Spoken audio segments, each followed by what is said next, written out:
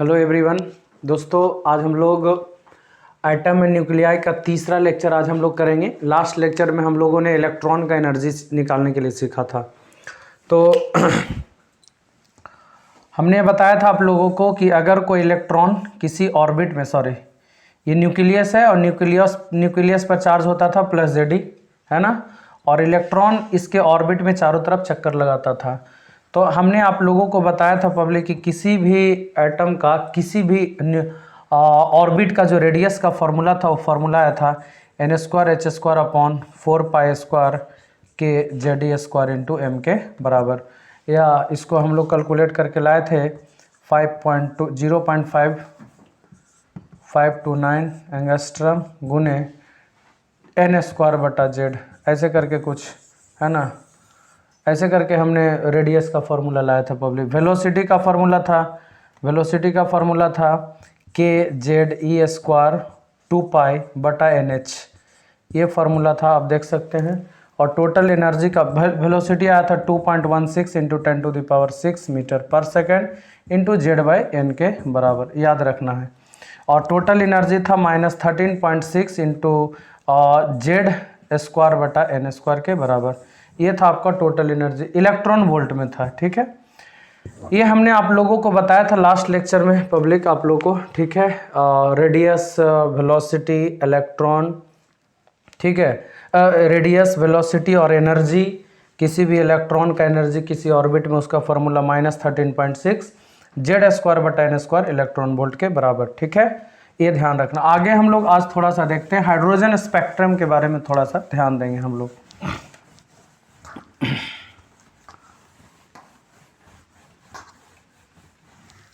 देखिए स्पेक्ट्रम में क्या है, आज हम लोग टॉपिक देखेंगे, नया टॉपिक है हाइड्रोजन स्पेक्ट्रम। हाइड्रोजन स्पेक्ट्रम सबसे पहले हमने जो एनर्जी का फॉर्मूला बताया था कि टोटल एनर्जी ऑफ इलेक्ट्रॉन किसी भी एटम के किसी भी ऑर्बिट में, वो फॉर्मूला बताया था -13.6 इलेक्ट्रॉन वोल्ट Z²/n² के बराबर। ये फॉर्मूला आप लोग को बताया था पब्लिक, देख सकते हैं। किसी भी इलेक्ट्रॉन का मतलब इलेक्ट्रॉन का किसी भी ऑर्बिट का किसी भी एटम में, किसी भी एटम का किसी भी ऑर्बिट में जो एनर्जी था, टोटल एनर्जी, उसका फॉर्मूला देख सकते हैं public, -13.6 electron volt into Z²/n² के बराबर था। ठीक है, अगर हम फॉर हाइड्रोजन एटम की बात करें, H एटम, हाइड्रोजन एटम की बात करें पब्लिक, तो हाइड्रोजन एटम की अगर हम लोग बात करें तो हाइड्रोजन एटम के लिए एटॉमिक नंबर 1 होता है। हाइड्रोजन का एटॉमिक नंबर तो 1 ही होगा, और 1 होगा तो फर्स्ट ऑर्बिट में एनर्जी जो हो जाएगा -13.6 electron volt into Z², Z का वैल्यू 1² बटा कितना हो गया n²। यानी आप बोल सकते हैं कि एनर्जी जो होगा, टोटल एनर्जी हाइड्रोजन एटम के किसी भी इलेक्ट्रॉन का किसी भी ऑर्बिट में जो रेडियस होगा, मतलब एनर्जी होगा, वो इतना होगा -13.6 electron volt whole divided by n², where n हो गया आपका नंबर ऑफ ऑर्बिट, n हो गया आपका नंबर ऑफ ऑर्बिट। ठीक है, तो ये था पब्लिक। अब देखिए हाइड्रोजन स्पेक्ट्रम क्या होता है, मैं आप लोगों को बता दूं कि हाइड्रोजन स्पेक्ट्रम क्या होता है। देखिए पब्लिक, हाइड्रोजन एटम में एक इलेक्ट्रॉन होता है, ठीक है, ऑर्बिट तो बहुत सारे होंगे, इलेक्ट्रॉन एक होता है। जब जब हाइड्रोजन मॉलिक्यूल डिसोसिएट होकर के हाइड्रोजन एटम में तब्दील होता है, माने हाइड्रोजन मॉलिक्यूल टूट करके जब हाइड्रोजन एटम बनता है पब्लिक, तो उसमें इलेक्ट्रॉन जो है वो एक्साइटेड स्टेट में चला जाता है। एक्साइटेड स्टेट कहने का मतलब हायर ऑर्बिट में, और जब वही इलेक्ट्रॉन हायर ऑर्बिट से लोअर ऑर्बिट में जंप करेगा तो एनर्जी रिलीज करता है। याद रहे, हायर ऑर्बिट से लोअर ऑर्बिट में जब आता है तो एनर्जी रिलीज करता है। बोहर साहब का एटॉमिक मॉडल तो यही था, बोहर्स एटॉमिक मॉडल, कि जब इलेक्ट्रॉन हायर ऑर्बिट से लोअर ऑर्बिट में आता है तो एनर्जी रिलीज करता है। इस बात को ध्यान देना है। वो जो एनर्जी रिलीज करेगा हाइड्रोजन मॉलिक्यूल जब हाइड्रोजन एटम में डिसोसिएट करेगा पब्लिक, तो उसमें इलेक्ट्रॉन हायर ऑर्बिट में चला जाता है, हायर एक्साइटेड स्टेट में चला जाता है। और वो इलेक्ट्रॉन जब फिर से जंप करके लोअर ऑर्बिट में आता है, लोअर एक्साइटेड स्टेट में आता है पब्लिक, है ना, लोअर एनर्जी लेवल में आता है, तो उसमें एनर्जी रिलीज होता है और अलग अलग रीजन में, कोई अल्ट्रावायलेट देगा, कोई विजिबल देगा, कोई इंफ्रारेड देगा, और वो जो मिलता है उसी को हम लोग बोलते हैं स्पेक्ट्रम, हाइड्रोजन स्पेक्ट्रम। याद रखिएगा कि जब हाइड्रोजन का जो इलेक्ट्रॉन है हायर ऑर्बिट से लोअर ऑर्बिट में जंप करता है तो इसमें अलग अलग रीजन में, अलग अलग रीजन कहने का मतलब अलग अलग फ्रीक्वेंसी, अलग अलग वेवलेंथ का मिलता है पब्लिक रेडिएशन, और उसी को हम लोग बोलते हैं हाइड्रोजन स्पेक्ट्रम। इस बात को ध्यान देना है। तो इसमें बहुत सारे सीरीज हैं, अलग अलग सीरीज हैं हाइड्रोजन स्पेक्ट्रम में। मैं वो हाइड्रोजन स्पेक्ट्रम का जो डिफरेंट सीरीज है वो मैं आप लोगों को बताता हूँ पब्लिक, थोड़ा ध्यान देंगे आप लोग प्लीज़।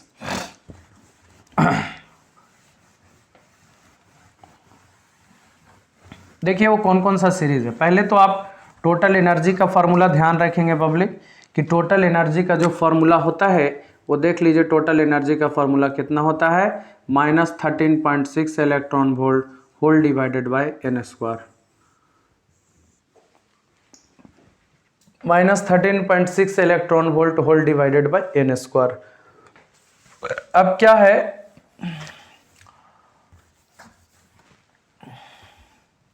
हम एनर्जी लेवल डायग्राम बना रहे हैं हाइड्रोजन एटम के। ये पहला ऑर्बिट है पब्लिक, आप देख सकते हैं फर्स्ट ऑर्बिट है n = 1। पहला ऑर्बिट हो गया।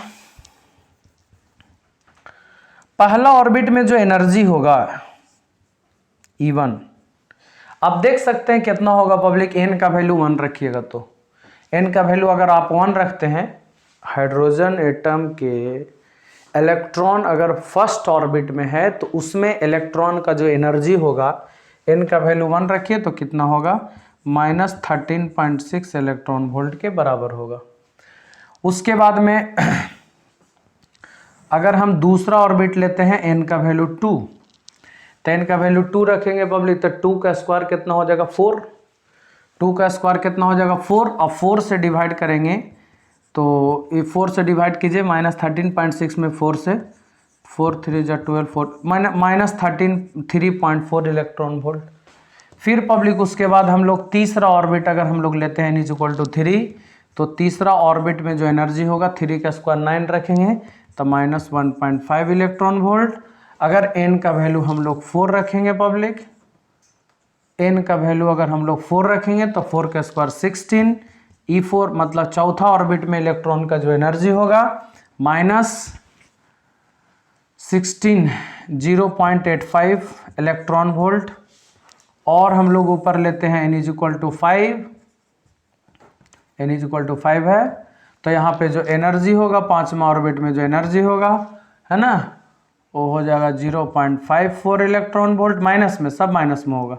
ऐसे करते करते है ना बढ़ते चल जाइए, और जैसे जैसे आप बढ़िएगा पब्लिक ये सटते जाएगा लाइन, सटते जाएगा लाइन, सटते जाएगा लाइन, और जब आप करीब करीब इनफाइनाइट पहुंच जाइएगा तो इनफाइनाइट ऑर्बिट में जो एनर्जी होगा इलेक्ट्रॉन का वो 0 के बराबर होगा। इनफाइनाइट से भागा दीजिए, 0 आ जाएगा।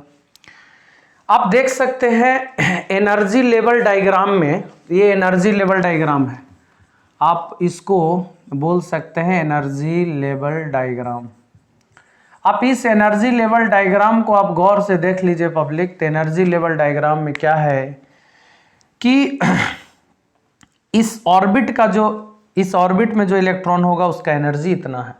जैसे जैसे ऑर्बिट बढ़ रहा है एनर्जी इसका बढ़ रहा है। आप देख सकते हैं एनर्जी धीरे धीरे इसका बढ़ रहा है पब्लिक। एनर्जी बढ़ा है, -13.6 था, फिर बढ़ के -3.4, माइनस में है ना, तो इसलिए बढ़ रहा है पब्लिक। अब देखिए एक से बड़ा ही है, एक से बड़ा ही है, बढ़ रहा है। और हम ये गैप क्यों घटाते चले गए हैं, तो गैप इसलिए घटाते चले गए हैं क्योंकि एनर्जी का डिफरेंस भी कमते गया है।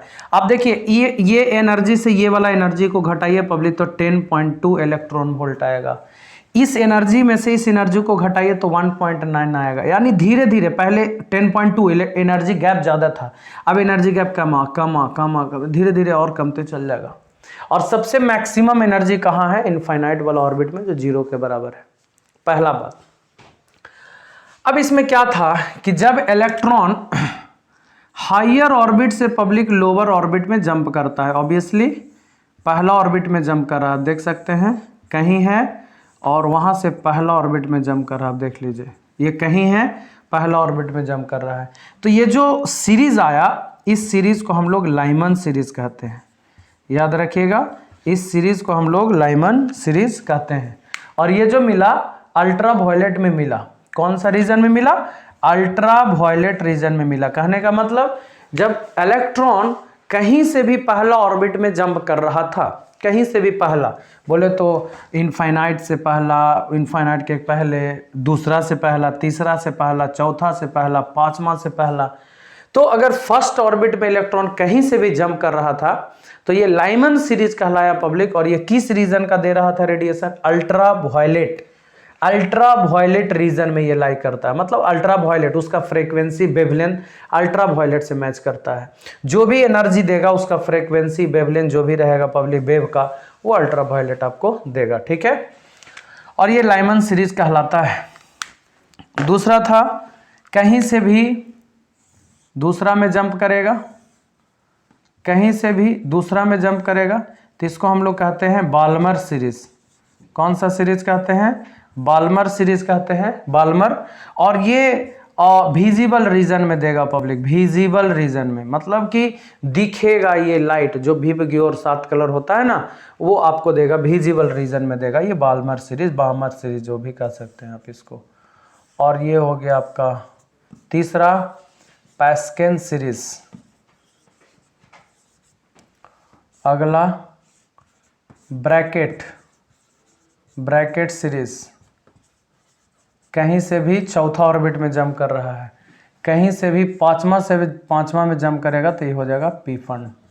याद रहे, कहीं से पहला में जंप किया तो लाइमन सीरीज, कहीं से दूसरा में जंप किया तो बाल्मर, कहीं से तीसरा में जंप किया तो पैस्केन, चौथा में जंप किया तो ब्रैकेट, और कहीं से पांचवा में जंप किया तो पी फंड। ये तीनों जो है इंफ्रारेड रीजन में लाई करता है। ये भी इंफ्रारेड रीजन में लाई करता है पब्लिक, ये भी इंफ्रारेड रीजन में लाई करता है, और ये भी इंफ्रारेड रीजन में लाई करता है, ये भी इंफ्रारेड रीजन में लाई करता है। आप देख सकते हैं ये पब्लिक लाइमन सीरीज जो हो गया अल्ट्रा वायलेट रीजन में लाई किया, विजिबल। ऑब्जेक्टिव सवाल आता है भाई, सीधा सीधी ऑब्जेक्टिव, कि कौन सा सीरीज विजिबल रीजन में लाई करेगा।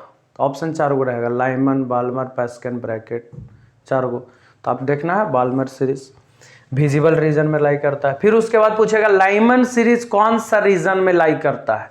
तब देखिए लाइमन सीरीज कौन सा रीजन में है? अल्ट्रा वायलेट रीजन में है, तो Lyman series ultraviolet region में लाई करेगा। तो ये डिफरेंट सीरीज है पब्लिक। अब कितना एनर्जी रिलीज होगा, उसका वेवलेंथ कितना होगा, फ्रीक्वेंसी कितना होगा, ये हम लोग पता लगा सकते हैं बारी बारी से एक करके। Lyman series, Balmer series, Brackett, Paschen, Brackett, Pfund, ये सारे सीरीज के लिए ये फॉर्मूला आप लोग खाली ध्यान से याद रखना है। ठीक है,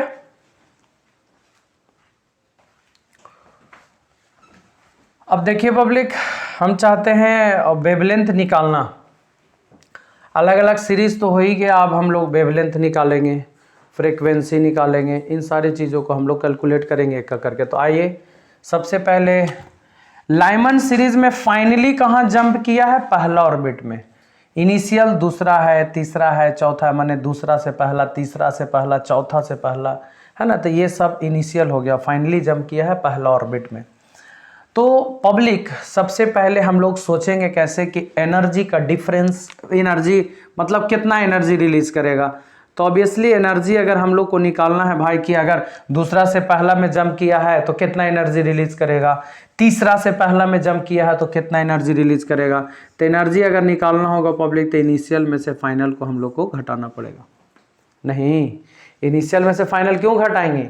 क्योंकि ऊपर से नीचे जंप कर रहा है तो फाइनल तो नीचे है, और नीचे वाला ऑर्बिट का एनर्जी कम रहेगा, ऊपर वाला एनर्जी ज़्यादा रहेगा, इसलिए ज़्यादा में से कम वाला को घटा रहे हैं। एनर्जी इतना ही देगा पब्लिक। एनर्जी का फॉर्मूला होता है एच न्यू, याद रखिएगा एच न्यू। एनर्जी का फॉर्मूला जो होता है वो एच न्यू के बराबर होता है, एच प्लैंक्स कांस्टेंट, और न्यू हो गया फ्रीक्वेंसी। इनिशियल एनर्जी, एनर्जी का फॉर्मूला आ चुका है -13.6 इलेक्ट्रॉन वोल्ट बटा एन इनिशियल का स्क्वायर, -13.6 इलेक्ट्रॉन वोल्ट बटा n फाइनल का स्क्वायर। अब देख सकते हैं, अब पब्लिक क्या होगा, H nu is equal to -13.6 electron volt बटा n इनिशियल का स्क्वायर, माइनस माइनस प्लस हो जाएगा 13.6 इलेक्ट्रॉन वोल्ट बटा n फाइनल का स्क्वायर।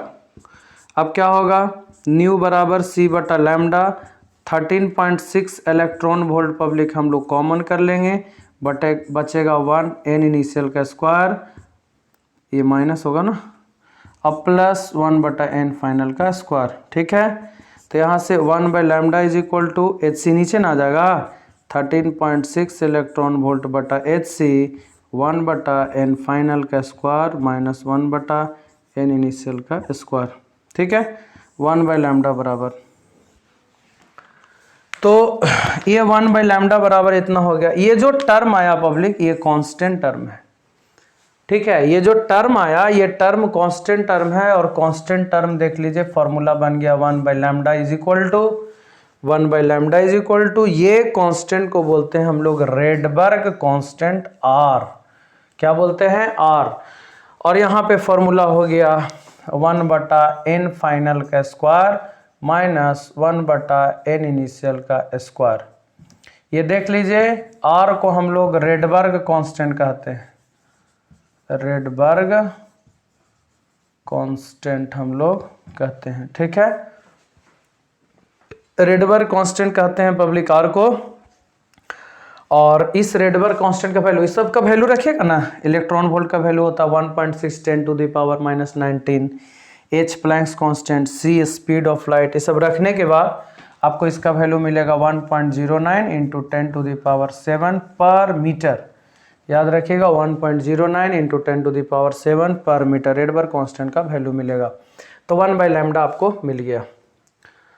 अब हम लोग अलग अलग सीरीज के लिए निकालेंगे, लाइमन सीरीज के लिए, बाल्मर के लिए, पास्कन के लिए, ब्रैकेट के लिए, पीफंड के लिए, तो सारे सीरीज के लिए हम थोड़ा सा कैलकुलेशन करेंगे पब्लिक।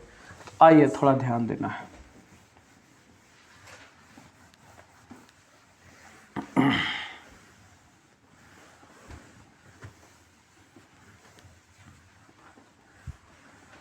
देख लीजिए, हम एक एक करके सारे सीरीज की बात करते हैं हम लोग। सबसे पहले फॉर लाइमन सीरीज की बात करें पब्लिक, लाइमन सीरीज की बात करें तो आप देख लीजिए, लाइमन सीरीज के लिए फाइनल ऑर्बिट कौन सा है, फाइनली पहला ऑर्बिट में जंप किया है ना, तो फाइनल ऑर्बिट कितना हो जाएगा 1, और इनिशियल ऑर्बिट 2 3 4 5 6, मतलब दूसरा से पहला, तीसरा से पहला, चौथा से पहला, पांचवा से पहला, छठा से पहला, मतलब कहने का कि इनिशियल हो गया 2 और फाइनल हो गया 1, इनिशियल हो गया 3, फाइनल हो गया, ये अप टू इनफाइनाइट तक जा सकता है इनिशियल वाला। तो फाइनल ऑर्बिट 1 हो गया, initial orbit 2 3 4 5 6 7 up to infinite तक हो गया। अब क्या होगा, 1 by lambda is equal to are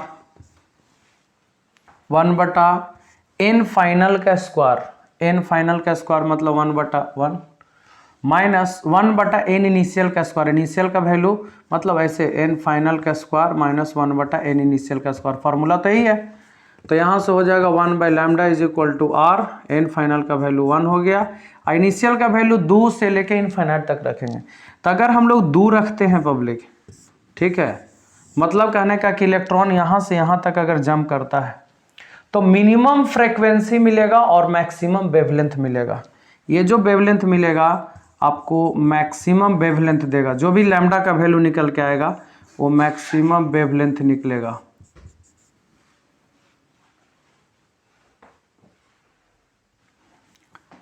जब इलेक्ट्रॉन यहाँ से यहाँ मतलब दूसरा से पहला में जंप करेगा पब्लिक ना, तो आपको maximum wavelength minimum frequency, frequency कम इसीलिए मिलेगा ना पब्लिक, क्योंकि दोनों का एनर्जी डिफरेंस कम मिलेगा। ये दोनों का एनर्जी डिफरेंस ज़्यादा है, ये दोनों का एनर्जी डिफरेंस और ज़्यादा होगा, ये दोनों का एनर्जी डिफरेंस और ज़्यादा होगा। तो चूंकि एनर्जी डिफरेंस इसका कम है और एनर्जी कम होने से फ्रीक्वेंसी कम होता है, क्योंकि एनर्जी का फॉर्मूला होता है एच न्यू। तो ऑब्वियसली एनर्जी कम है तो फ्रीक्वेंसी भी कम रहेगा, और जब फ्रीक्वेंसी कम रहेगा तो वेवलेंथ ज़्यादा होगा, क्योंकि फ्रीक्वेंसी का फॉर्मूला होता है सी बाई लैम्डा। अगर फ्रीक्वेंसी कम रहेगा तो वेवलेंथ ज़्यादा होगा। तो ऑब्वियसली ये यहाँ से यहाँ जंप करेगा इलेक्ट्रॉन पब्लिक, तो फ्रीक्वेंसी उसका कम होगा लेकिन वेवलेंथ उसका ज़्यादा। मैक्सिमम वेवलेंथ और मिनिमम फ्रीक्वेंसी आपका होगा, जो भी मिले फ्रीक्वेंसी लैम्डा निकालने के बाद फ्रीक्वेंसी आप निकाल सकते हैं c/λ के फॉर्मूला से। तो जब नज़दीक वाला से जंप करेगा पब्लिक, मैंने अल्ट्रा वायलेट में ही मिलेगा, आप ऐसा मत समझिएगा कि मैक्सिमम मिनिमम फ्रीक्वेंसी का मतलब एकदम सीधे रेडियो वेव मिल जाएगा। अल्ट्रा वायलेट में ही है ना मिनिमम फ्रीक्वेंसी वाला रेंज मिलेगा, मैक्सिमम वेवलेंथ वाला रेंज मिलेगा। और अगर आप इनफाइनाइट रख देते हैं 1/1, फाइनल तो 1 होगा, इनिशियल 2 नहीं, आप इनफाइनाइट रखिए, तो ये जो आपको वेवलेंथ मिलेगा पब्लिक मिनिमम वेवलेंथ मिलेगा। याद रहे इनफाइनाइट से पहला ऑर्बिट में जंप करेगा तो एनर्जी डिफरेंस ज़्यादा, एनर्जी डिफरेंस ज़्यादा तो फ्रीक्वेंसी ज़्यादा, और जब फ्रीक्वेंसी ज़्यादा तो वेवलेंथ कम होगा, तो मिनिमम वेवलेंथ होगा पब्लिक, और इस केस में मैक्सिमम फ्रीक्वेंसी होगा। आप कह सकते हैं मैक्सिमम फ्रीक्वेंसी होगा। तो ये चीज़ को ध्यान देना है आपको। ये लाइमन सीरीज की बात मैंने किया, ठीक है ना। अगर हम ठीक इसी तरह से बाल्मर सीरीज की बात करें, बाल्मर सीरीज की बात करें पब्लिक, तो बाल्मर सीरीज के लिए क्या हो जाएगा, तो देख लीजिए, ये लाइमन के लिए था, है ना, ये लाइमन के लिए ध्यान रखिएगा। मतलब लाइमन में ये जो मिलेगा मैक्सिमम वेवलेंथ मिनिमम फ्रीक्वेंसी, ये जो मिलेगा मिनिमम वेवलेंथ मैक्सिमम फ्रीक्वेंसी, तो ये ध्यान रखिएगा पब्लिक। अगर हम इसी तरह से अगर हम बाल्मर सीरीज की बात करें पब्लिक,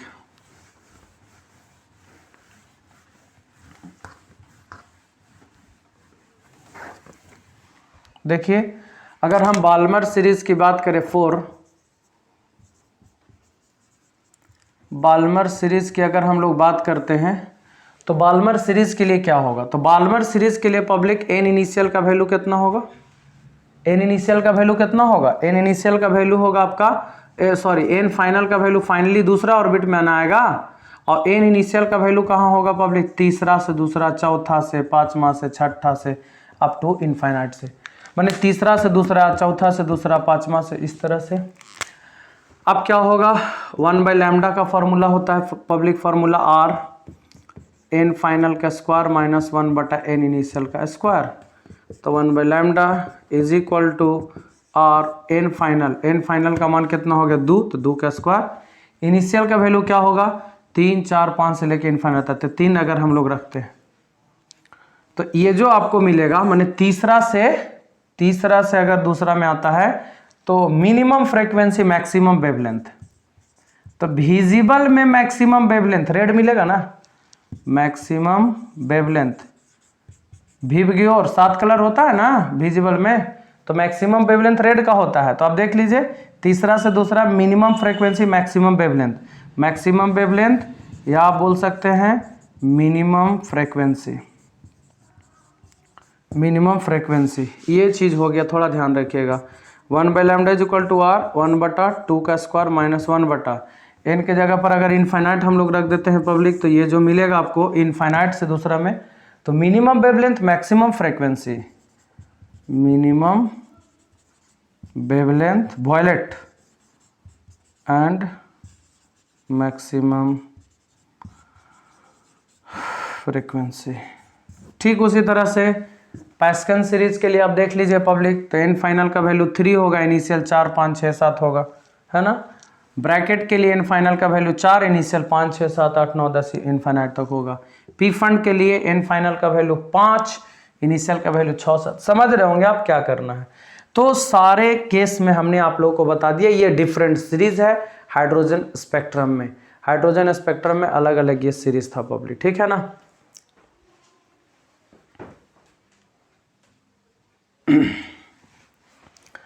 अब इसमें कुछ छोटा छोटा डिफिनेशन है, और वो डिफिनेशन थोड़ा ध्यान देना है, ठीक है ना। तो एनर्जी लेवल डायग्राम में हमने आप लोगों को बताया कि पहला ऑर्बिट में जो एनर्जी होता है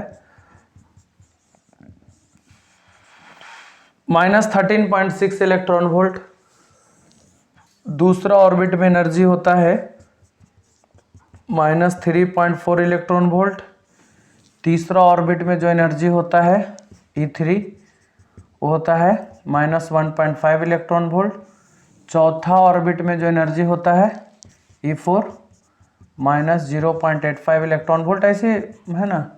अप टू इनफाइनाइट वाला ऑर्बिट में जो एनर्जी होता है वो कितना होता है पब्लिक, 0 के बराबर होता है। अब थोड़ा सा देखना है, सबसे पहली बात 4 गो डिफिनेशन है। पहला डिफिनेशन आप लोग को बता दें, एक्साइटेशन एनर्जी।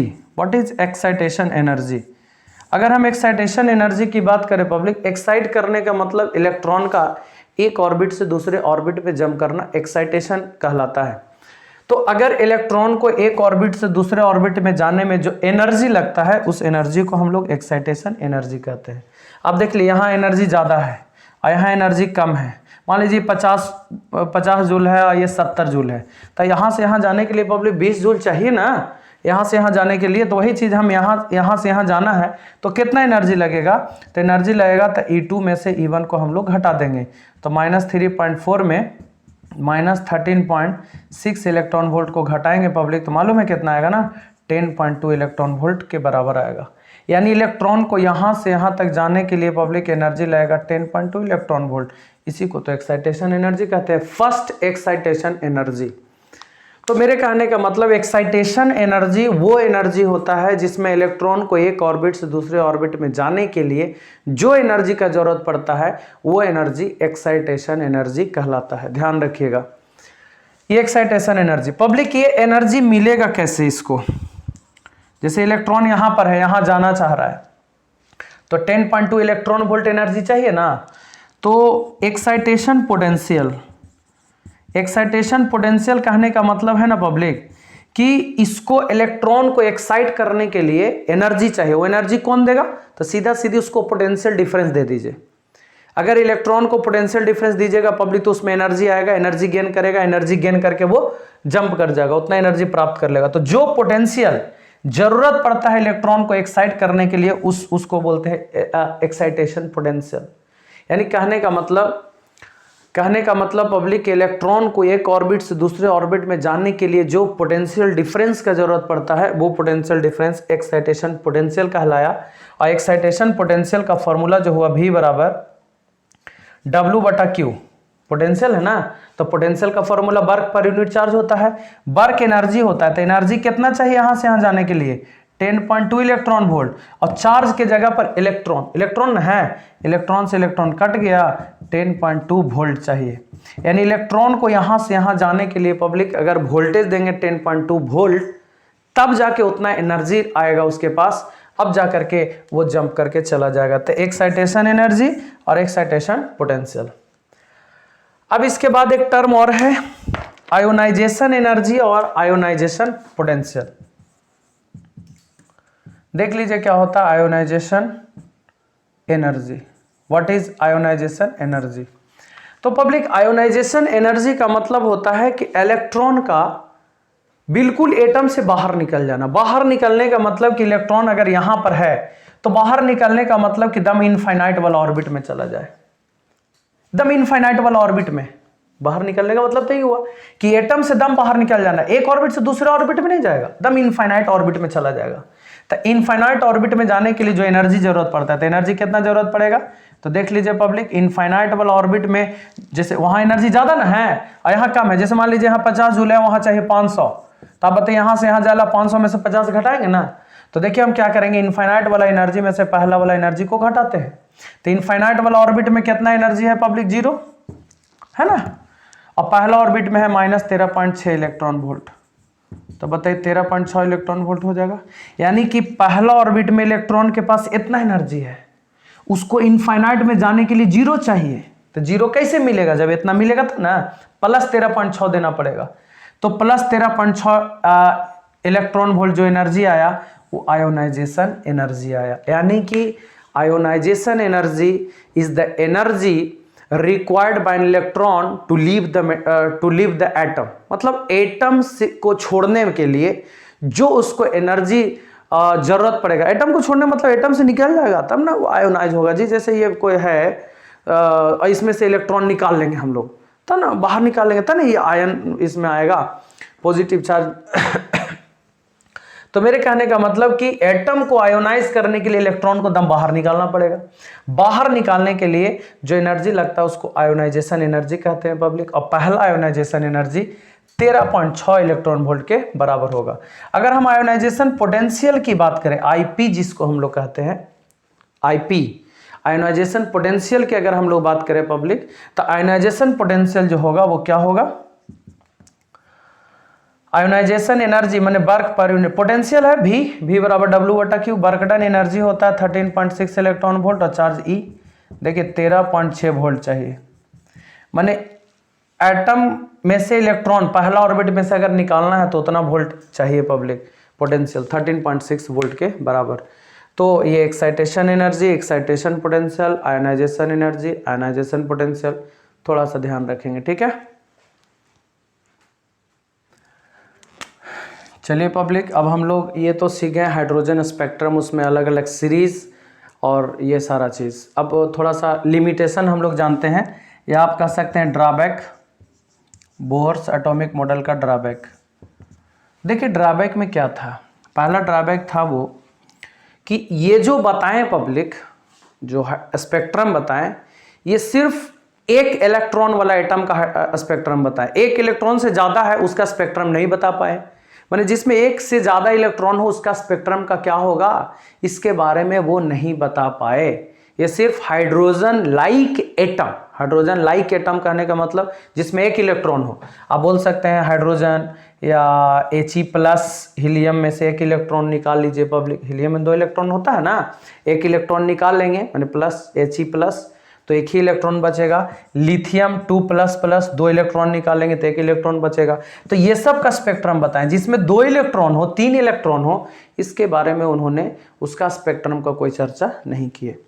दूसरा बात ये था गड़बड़ कि ये सर्कुलर पाथ क्यों चूज किए, जैसे ये बताएं कि जो इलेक्ट्रॉन है वो सर्कुलर ऑर्बिट में घूमता है, मतलब उसका जो ऑर्बिट होता है, सेल ऑर्बिट या एनर्जी लेवल, वो सर्कुलर होता है। क्यों होता है सर्कुलर, जब इलिप्टिकल पाथ भी हो सकता है कि इलिप्टिकल पाथ पर जब घूम सकता है तो सर्कुलर ऑर्बिट क्यों लिए, इसका जवाब वो नहीं दिए public.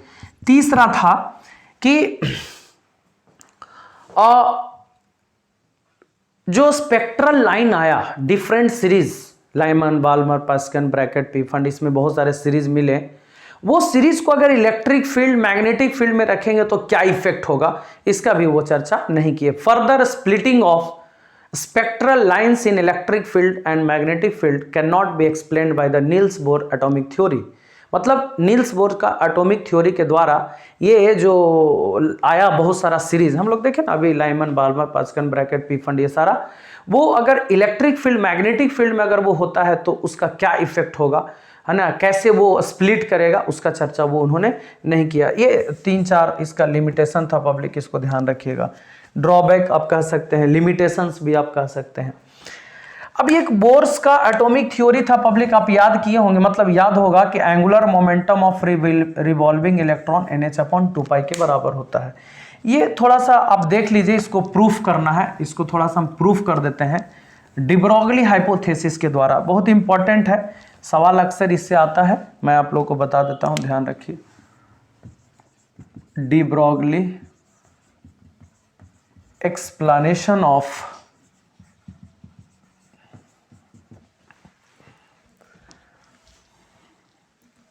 Bohr's atomic model,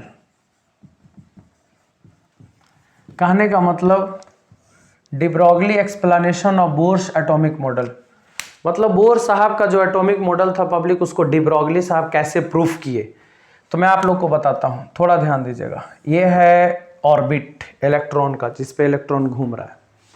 de Broglie साहब का कहना था कि इलेक्ट्रॉन वेव नेचर शो करता है भाई, वो बताए थे, दोनों मैटर और रेडिएशन दोनों नेचर शो करेगा। इलेक्ट्रॉन वेव नेचर शो करता, उस समय वो बताए थे।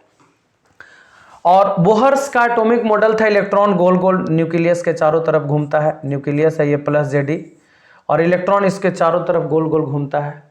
और डी ब्रॉगली साहब का कहना था कि इलेक्ट्रॉन तो वेव है। तो वो बताएं कि इलेक्ट्रॉन जो घूमता है इस तरह से कुछ वेव के फॉर्म में, देखिए ऐसा कुछ, ऐसे करके कुछ आप देख लीजिए पब्लिक, ये एक कंप्लीट वेव बना, यहाँ से लेकर के यहाँ तक एक कंप्लीट वेव है। और यहाँ से यहाँ तक का दूरी एक वेवलेंथ भी बन गया। यहाँ से यहाँ तक का दूरी एक वेव बन गया तो एक वेवलेंथ, यहाँ से यहाँ तक का दूरी एक वेव बन गया तो एक वेवलेंथ, यहाँ से यहाँ तक का दूरी एक वेव बन गया तो एक वेवलेंथ, और उसके बाद में यहाँ से यहाँ तक का दूरी एक वेव बन गया तो एक वेवलेंथ। क्या वेवलेंथ बना? 1 2 3 4 5। वो बोले कि इलेक्ट्रॉन किसी ऑर्बिट में अगर घूमता है तो 5 नहीं, इंटीग्रल मल्टीपल ऑफ वेवलेंथ के बराबर होगा।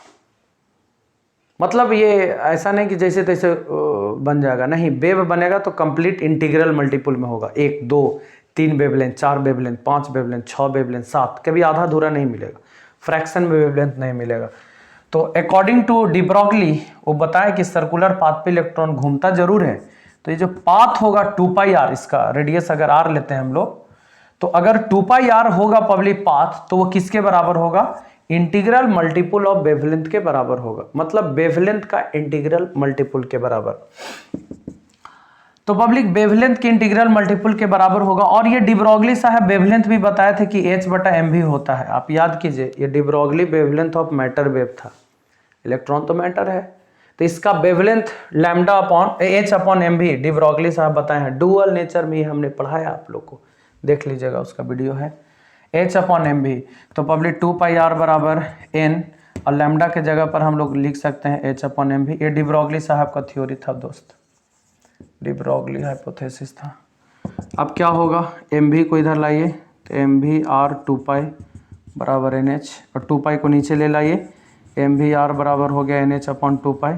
अब देख सकते हैं m इंटू भी, मास इंटू वेलोसिटी को हम लोग मोमेंटम कहते हैं। मास इंटू वेलोसिटी को हम लोग क्या कहते हैं? मोमेंटम।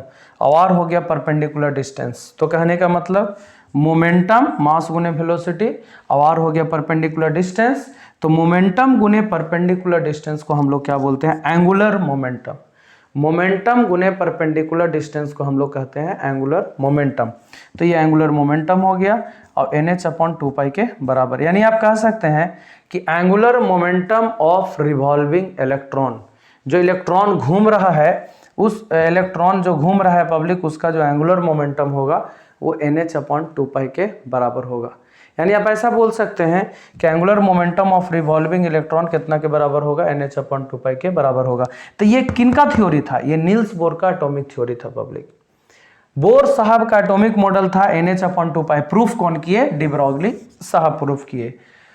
तो इस तरह से पब्लिक ये एटम का कॉन्सेप्ट था।